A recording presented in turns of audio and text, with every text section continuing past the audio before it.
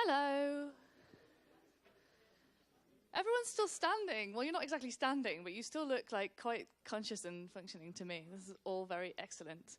I am delighted to be introducing the closing keynote for the first PHP Yorkshire Conference. Our keynote speaker today is Rafael. I've known Rafael for quite a while, and for me, he's the definition of someone who is a self-starter, who makes his own opportunities and his own luck in a lot of ways. The first time I met Rafael in person, he had self-funded to a conference in the US when he was living in Brazil. And so he got to know the community, made some connections, has moved to Europe for work, has started to speak, and obviously now gives keynotes at conferences. So it's a long and successful story, and it's something that I see him learning and working, but crucially sharing what he does along the way. Rafael runs the Amsterdam PHP user group, and if you see him at a conference, he's always participating, asking questions, joining in. He's at the hackathon, the community nights, and everything. And I think it's something that really epitomizes what we're about and how I feel about the community and about this technology. His talk today is going to give us practical ideas, very hands-on stuff for how to improve even your existing code in a really useful and meaningful way. Rafael. Thank you.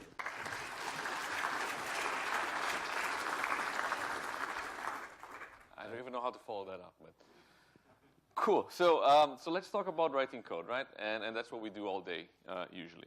Let's kick this off. So this talk is about writing code that's going to last. What that means is actually writing code that you're not going to hate tomorrow, right? Because, we all know a bit about this, right? So it happens that I have learned over time that if you plug in this thing into the laptop, it works a lot better than if you just click at it. It's amazing. Technology is incredible. Anyway, so writing code you're not going to hate tomorrow, right? A little bit about myself. I've been doing this for, 15, 17 years now.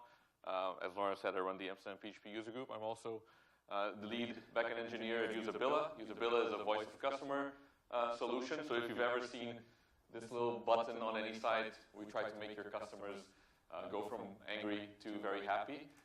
If you look at Virgin Trains or rental cars, Just Eat, a couple of our UK clients, I've been there for like 9 months, and I'm really excited because it's a company that's not afraid to look at what they're doing wrong and fix all those problems, which matches nicely with what we're talking about here today. So to start, we need to go back in time a little bit and talk about past me. Past me was an idiot. There's no hiding it. Past me really did really bad stuff. Right? Singletons, yeah, whatever, that's fine. Spaghetti code, sure, why not, right? I mean, we've all been there, right? You go look for your old code, or you go look for the old code somewhere on the website or someone on the work repository, and your reaction is this. Right? Like, oh my God, who wrote this? Why did they write this? What's going on? Right? And then we go look at something else, and it's like, oh my God, what's going on here? Why did they do this, right? I mean, this is the usual reaction we have when we look at code that was written somewhere in the past. And by past, I mean yesterday, right? This is just what happens. And we all know what the developer instinct is, right? I mean, they keep saying on the internet, real developers this and real developers that. Our instinct is to just rewrite everything, right? This is what we want to do. We want to rewrite all the code we see that I can do this better. How many of you have ever said that phrase? Yeah, I know, come on.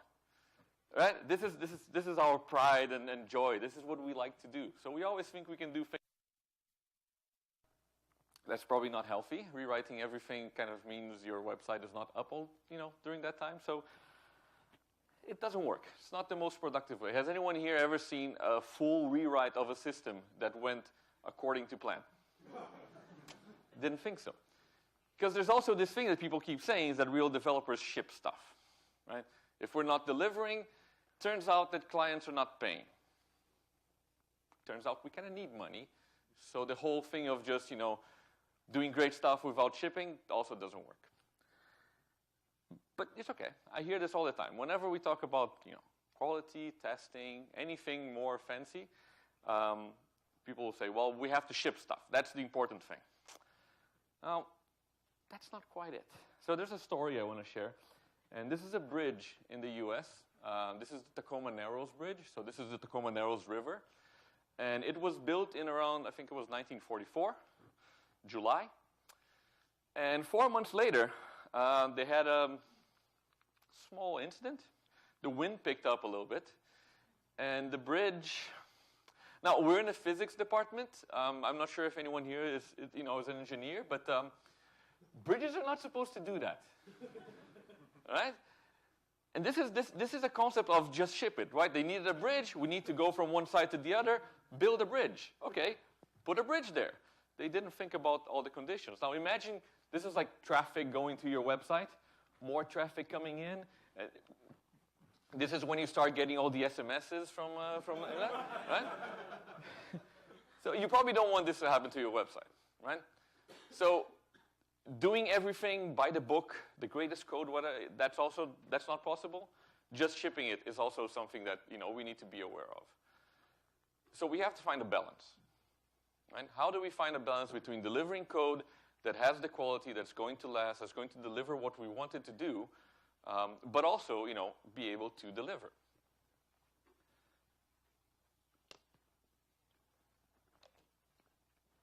So let's start by understanding why do we hate code, right? Why do we look at legacy code bases and feel this urge to rewrite everything?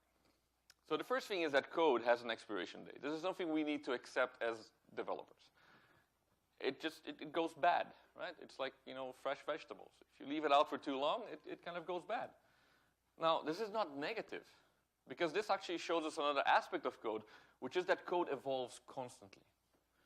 Right? We see this with our languages, we see that with our frameworks. Code evolves, because as we move forward, we start learning new things, right? Languages also evolve. PHP 7 is a lot better than PHP 5.6. So many new features. How many of you are running on PHP 7? How many of you want to be running on PHP 7? I thought so, right? We want that new shiny. We want the new features. That's because these languages are constantly evolving. And this is the struggle we have with legacy code. It doesn't run in these new versions, right? So we want to bring that forward. But also you evolve, right? As developers, we learn new ways of solving problems. I mean, just today, you learned a bunch of new things that you can apply tomorrow, or well, not tomorrow, but Monday at the office. You evolve. And the thing is, if you look at code that you wrote a couple of months ago, and you don't feel the urge to do it better, it means you haven't learned anything. And that's bad. So actually the trick is you need to hate your old code because you want to be evolving. You want to be learning more. You want to find new ways of solving problems. This is why we go to conferences. This is why we talk to our peers, because new points of view help us find new ways of doing things, which make us better developers. The other thing that I found is that complexity really kills comprehension, right? You can be really smart. If you can't tell the difference between simple code and complex code, that's going to lead to issues. Because not everyone is going to see that complex solution the same way you do, and they're not going to understand it. And if they don't understand it, they will try to destroy it. So they'll try to rewrite it, right? Human nature, we're great at this thing, right? We're so friendly. But really being able to understand someone else's code,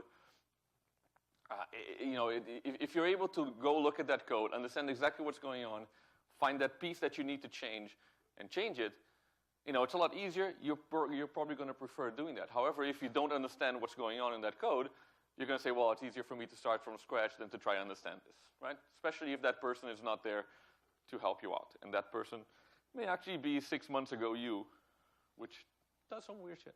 So complexity is really something that you have to strive against, right? The other problem we find is just bad design, right? We've all learned how to be better code designers over and over time. We keep learning and we'll keep learning. This is the endless cycle.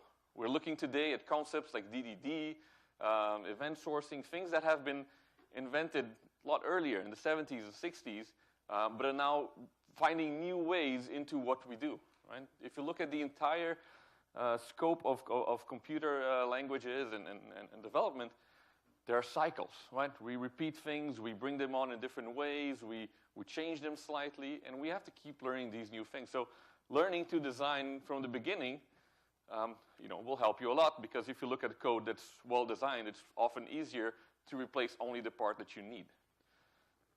Now, that's fine. There's also another thing, which is bad specs. How many of you deal with clients directly?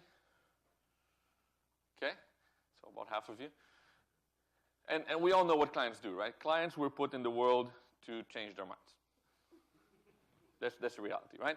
That's why we invented Agile, to be able to keep up with these changes. So we have to assume that from day one, we will have bad specs. Because the client will want this. When you finally deliver it, the client will want something different. And these things keep changing. So we look at the code, it's like, oh, why did we do this? Well, because then you didn't know that the client wanted all these other things. So that also affects how we look at legacy code. And the final aspect is the three letters NIH. Anyone know what that means? Not invented here, or as we like to say it, the German art of saying that anything that's not German sucks. I'm sorry, Bastian, but we know this is what it is, right? But essentially, it's that feeling that I can do this better, so I will not use something that someone else wrote, right? And in a world where open source is one of the biggest forces out there driving technology, this is a kind of thinking that will lead you to reinvent the wheel and get stuck where you are. Right? So, in my experience, these are kind of the factors that lead you to look at legacy code and say, oh my God, I don't like this. Just get this out of here. But that's not a problem. I have found the solution. Brothers, I have come here today to share with you. Actually, no, sorry. There is no solution. There is no silver bullet, right? Because code becoming legacy is intrinsic to the art of what we do. It's expected. It should become legacy. If it's not becoming legacy, then your product is not evolving. So what can we do to suffer less from the effects of legacy rather than to suffer from legacy itself? Right? How can we minimize the impact that software has in how we do things, or in how we move forward, how we're able to proceed? So, the solution is we need to improve code, right? So, that's it. Just go improve code. Oh, wait. I'm probably supposed to tell you a bit about how to do that. So, what does improving code mean, right? Improving code means, first, you need to make code easier to comprehend, right? This means if anyone picks up that code, they should be able to understand exactly what's going on there without having to call 50 different people to explain a comment that doesn't make sense or everything else. Cool. You have to make it flexible. Again, we're dealing with a world where things change constantly, right? The business market changes constantly. Everything is changing all the time. This is why clients change their minds so much, because the world is evolving at an insane pace. Things that you consider now to be something will be different tomorrow. Different payment methods, different databases, different ways of communicating to databases. So we need to be able to keep up. Now, if your code is easy enough to change, replace with a new payment method or something else, then you're going to have a lot less resistance to set code because you can just flip it out. As opposed to you pull it out here and everything else falls on this part, and then you start getting the whole bridge effect again. Make it tested, right?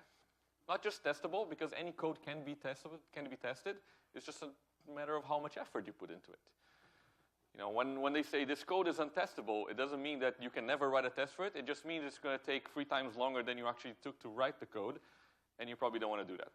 Right? That's the biggest barrier to test. If it's hard, people won't do it because, developers, we're lazy, and that's fine. It's good to be lazy because we also set our strictness on what we want, right? So having tested code means you can react to these changes. You can easily replace these old legacy systems and know that things are still going to work. So that's very important. Also, make it easier to replace and refactor, right? Refactoring, how many of you consider refactoring part of what you do? Great, everyone, pretty much. Because that's what it is, right? Refactoring is not this thing that we stop everything and now we're going to refactor. Refactor is part of the daily work we do. Because as we're evolving, we need to evolve things along. And as we're doing that, if we can do that in code without destroying everything else, then we can easily move forward. And finally, and if I can give you one silver bullet to solve all of your code problems, is to make the code not exist. This is it. If you're looking for a silver bullet, delete the entire code base. You won't have any more problems related to the code. You might have some issues delivering business to the client, but code you're not going to have, right? But this is exactly where open source comes in. Why should we write new code and maintain it? Stand on the shoulders of giants and use code that's already out there. Symfony, Laravel, anything in Composer, essentially. Right? So why should we keep reinventing those wheels?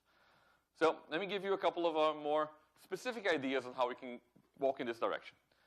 First of all, testing. How many of you write tests as part of your work? That's awesome.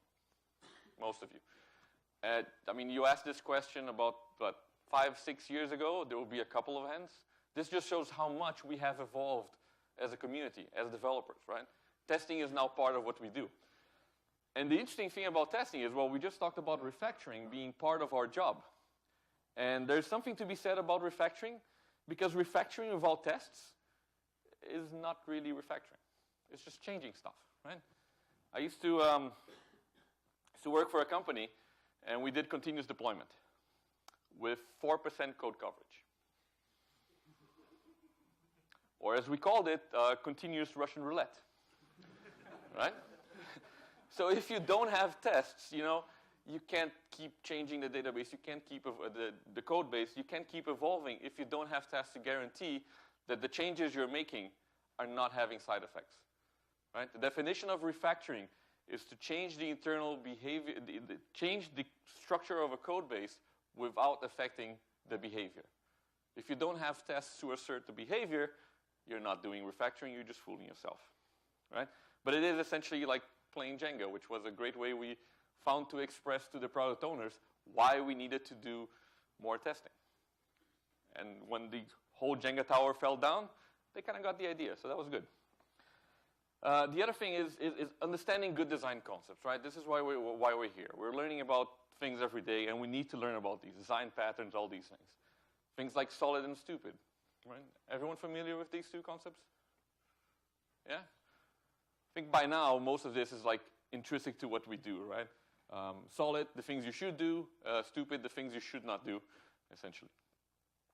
Single responsibility, being able to, put your code into smaller pieces and making sure things are easier to deal with, right?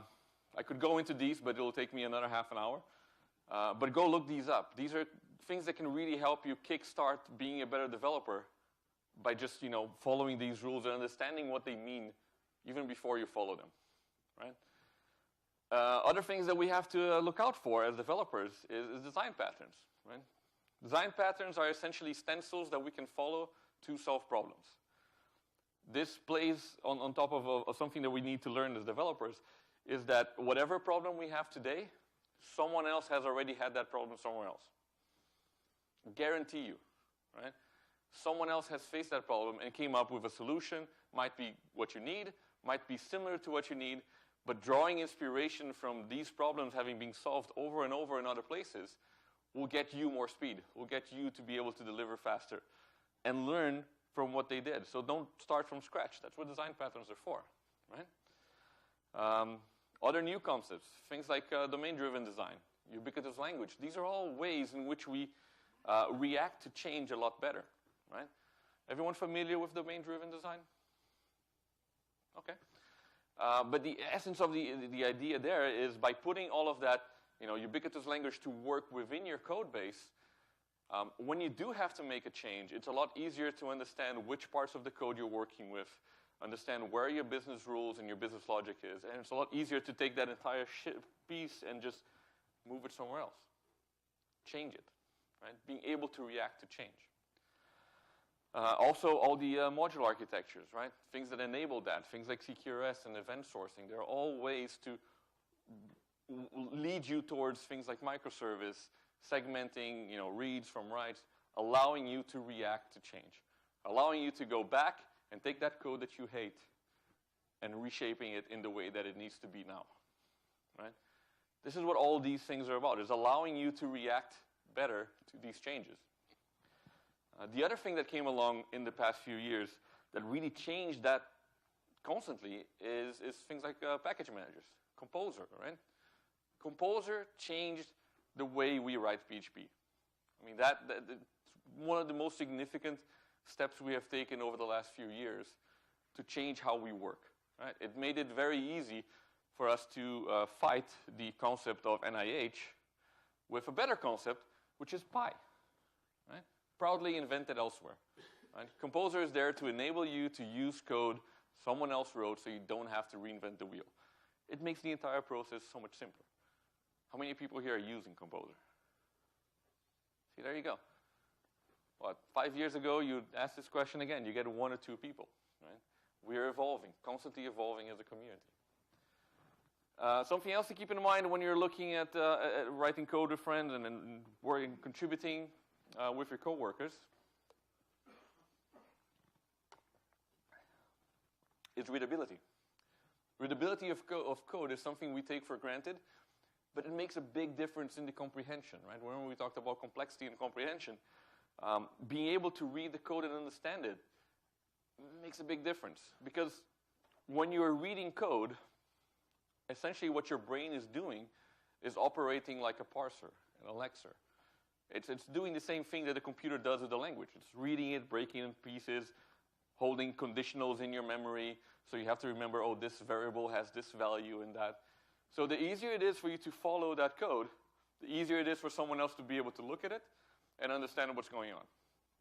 Now, if your methods have, I don't know, 100, 120, 500 lines, that's a lot of stuff to keep in your memory, right? So, for example, one of the things you can do here is, well, if you ever picked up a piece of text and you're looking at it and it has no paragraphs, it becomes horrible to read, right? Just big blurb of text. Now, if you start breaking that into paragraphs, you start understanding from what we learned back in school that, well, this paragraph is separate from this paragraph because this is addressing something and this is addressing something else.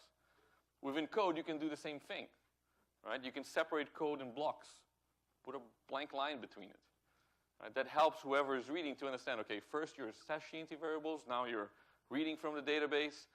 Separating these things visually also helps us understand that. So readability is something that's very, it's taken for granted, but it really makes a difference. And you need to, as a team, figure out what readability means for your team, because it's always different to different people, right? So figure that out. I mean, if you went to Noxie's Jeroen's talk, you probably learned a lot about building incredible teams, and these things are very important to the core of that, understanding what our values are as teams. So those are generic ideas. You probably heard most of them from the other speakers today as well, or in other conferences. These are things that are very common to our community. A bunch of years ago, I used to work for a team called the SWAT team, and we were a research and development team, essentially. So we had time to investigate more into writing code, right? We didn't have clients, we didn't have delivery dates, which is great, I can tell you. It obviously doesn't pay the bills because the company went bankrupt, but on the other hand, we did our job, right? As a research and development team, we were helping the companies within the group evolve, and that's what we needed to do, that's what we did. And while looking at how we could harmonize development and how we could train new juniors, how we could go into companies and level up the teams within the companies, one of my colleagues, Otavio, ran into a concept which essentially changed the way I look at code for the past almost 10 years now. And it was a concept called Object Calisthenics. How many of you have heard of Object Calisthenics? Okay. How many of you have heard of it and not seen my talk? Okay.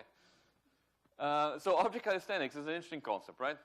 It was written by Jeff Bay in a book called The ThoughtWorks Anthology. Great book. If you have a chance to pick it up and read it, I do recommend it. And essentially, if you look at the breakdown of what it means, calisthenics essentially means small exercises that you repeat over and over towards a bigger goal. right? So when you go to the gym and you pick up weights, you're doing calisthenics, and your goal down the road is to, lose weight, become more fit, right? So it's essentially a list of exercises that you can repeat over and over to help you grow in different ways. And that's the important part here, right? These are exercises. They're not rules. They're a set of originally 9 rules. I made them into 10 because I think there was more to be said there. But essentially, these are 10 exercises that if you stick to them for, let's say, take a small project, 1,000 lines, or a month, and stick to these rules. Follow them strictly, every single one of them by heart. Just do everything the way it's described. At the end of that, the way you think about designing code, about how objects communicate, about how your code is laid out, about what needs to be extracted where, that mentality will change. You can then go back to not following the rules and using them more as like guidelines. But the idea is if you do this as an exercise, it will change how you think about code. Now, I started doing this roughly 10 years ago. And, well, it did. It really changed the way I think about code. It made me realize a lot more what simplicity is for me, what values I have towards simplicity, and how I can convey that into the code. So, 10 rules. And forgive me, I will not be able to go into details of all of them. I still have 25 minutes. But I think you'll get enough to keep going with this. So, rule number 1, 10 minutes. Whoa, okay. You sure? Okay, rule number 1, only have 1 level of indentation per level. Right? This means you will not have the chance to let your method do more than one thing. Right? Your method will be doing that one thing very well. Does that sound good? Yeah? Okay. Then now that you're ready, I'll tell you rule number 2, which is do not use the word else. Yeah, I love that reaction. It's the same one. So you asked why we're not using if and else. This is what I meant. I have not used an else in at least 5 years for all intents and purposes. Does that make sense? Sounds weird, right? So let me give you an example of why this is cool. So take this function, for example. It's essentially a controller action, and it's creating a post, right? It's doing a bunch of stuff here to get the data, validate it, and save it to a database. It's essentially creating a post in like a WordPress situation. Now, if you look at this code, this is the actual objective of the thing, right? It's to create that entity in the database and then redirect somewhere else. This is what the entire code is supposed to be doing.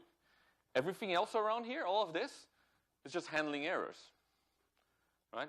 Now, if you go read this code, it took you a couple of seconds to figure out what it's doing, right? You had to go through all these extra lines. Now, if you only had to look at these lines, that would have been faster, right? Okay, so here we have a bunch of if and else's to check all these things, and we have noted that they're all error handling. So how can we fix this? So just by applying the rule of removing all the else's, you force yourself to create more of breakpoints. So take this method and rewrite it like this, right? We have removed the else's essentially. So now if you go through the code, you basically realize that what you have here is exit condition number 1, which is if the form is invalid, and then an exit condition number 2, which is a duplicated post. So these are the 2 points at which your method cannot do what it was meant to do, which was actually just save the entity. You see how you can look at the method now and think it differently? You have this line of what the method is supposed to do, and the cases in which your method won't do it. You can even take this even further. If you watched Stuart's talks this morning about PSR7, you can take that same code, rewrite it as this, and move all the error checking into middleware. Right? Now, if you look at this method, it's essentially doing the same thing, giving you the same error conditions, but it's just 3 lines, 4 lines. It's a lot easier, right? You're using PSR7 to get all of that stuff outside of your code. So just getting rid of the else allows you to start rethinking what should I be doing in that method or not. right? You're essentially turning something like this into something like this, which is a lot easier for your brain to process. It's also a lot easier for you to write tests for because now you have a clear vision of where you need to stop. Cool. Number 3, wrap primitives if they have behavior, right? So this comes from Java. The idea is you wrap everything into an object. So for example, if you get something like this, component repaint false, you're like, whoa, hold on, repaint, but don't? That false has really no meaning, no semantic meaning, right? Whereas if you wrap that false into what it is, it looks like this. So now you're saying, look, repaint, but when you do the animation, don't do it, right? And that's interesting because now you realize that that repaint method all along was doing two things, repainting and animating. Single responsibility, right? Your method was already doing two things. Now you can split that up. And you can put all of that behavior of animating into this object, which is now injected into that. So dependency injection, all of these things are coming in. So all that stuff that was in solid is now being piped into your code and into the way of thinking by simply giving you rules to follow. So number 4, only 1 error per line. This is essentially, have you ever heard of the law of Demeter? I suck at names. It's essentially, you don't look further than that first return from the first method. You're not chaining all of these things. Not to say you can't use fluent interfaces. Fluent interfaces are fine. Maybe just break them in multiple lines so they look prettier. But it's, when you do, especially in Symfony, if you do security context, get token, get user. Have you ever done that? It's beautiful because sometimes get token returns null. And then what happens when you do get user? Yeah, then you have to go to Sebastian's talk and see how to deal with a fatal again. All right? So that's rule number 4. If you went to Nicola's talk this morning, you probably saw rule 5 already. Do not abbreviate. And also more aspects of this, which is, giving things names that have value, right? Give them more semantics. For example, if you have a method called getPage, and it actually downloads a page via curl, maybe you shouldn't call it getPage because everyone who calls that method assumes that it's a costless operation, it's a getter. Whereas if you call it something like fetchPage, people will think twice and, oh, maybe I shouldn't call this 5 times, it's going to slow down your page. So naming things correctly can really help you express more of these things. For example, if you get code like this, what do you think future you is going to think about this? Right? You have no idea what is being conveyed in here anymore. You thought you had all this information in this very smartly composed abbreviation, and I guarantee you, you will not remember what it means. Now, the person who sent me this code had that exact problem. He wrote it, it was beautiful, and then he sent it to me a couple of months afterwards. I'm like, okay, but what does it mean? He's like, I have no idea. I don't remember anymore, right? So abbreviating, not the best idea. Keeping your classes small. This is also something you want to do. So when I mean classes small, I mean like 10 methods per class, right? Not more than that. If your class needs more than 10 lines, 10 methods, it's probably doing more than one thing, right? This also means keeping your method small. If your method has 500 lines, you got a problem, right? You don't want to have that. Number 7, limit your instance variables to 2. Now, this used to be 5 if you've seen this talk before. I have lowered it down back to 2, which was the original rule, because, there's no more reason for us to be kidding ourselves. An instance variable is when you have an instance of another object here, which you're going to orchestrate, right? If you need more than 2 objects to be able to do whatever you're doing in this one object, you have essentially this orchestrator that's calling 50 things. Maybe you shouldn't do that. Maybe you should, encompass those boundaries a little bit better. Right? So 2, hard but true. Number 8, use first-class collections. Now, first-class collections means that your collection class is only a collection. It doesn't have anything else. All of the methods in it are only related to dealing with collections. And that's really going to help you when you start, passing things around and working with them. The class does that one thing and that one thing only. Number 9, do not use getters and setters. Okay, I heard some wheezing. Okay, breathe. It's okay. Right? But what are we saying here, right? So if we look at a method, essentially we have this, right? Game, get score, set score, and then somewhere outside, you're going to do here, hey, in order to increase your score, I'm going to do a set score with the get score plus 1. You know what happened here? Your business logic has just leaked somewhere else. Hey, your game knows exactly what its rules are, right? This is your value object right here. This is a concept within your domain. You want it to know what it's doing. So for example, instead of doing this, you can have a collect coin method. So instead of telling the game how many points you just earned, you tell the game what you just did. The game can figure out, hey, you know what? You get 1 point for that. Right? You're allowing the methods, or allowing the objects to be, 1, immutable, in most cases, or if it is changing state, it's controlling its own state. It's understanding what's happening. You control how information goes around. You also control how things communicate and the intention behind that. And finally, number 10, document your code.